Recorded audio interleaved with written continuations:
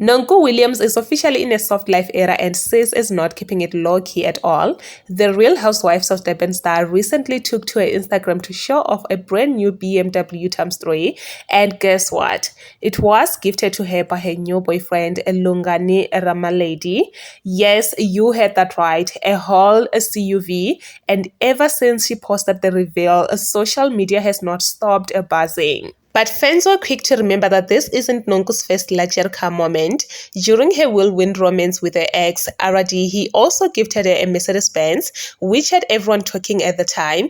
Now with Lungani stepping up in a big way, people are saying Nonku's love language might just be horsepower and a touch of German engineering. Supporters have also been praising Lungani for the way he treats her gently, publicly, and with intention. From soft dates and flowers to now surprising her with the BMW x3, Nonku is clearly being laughed out loud.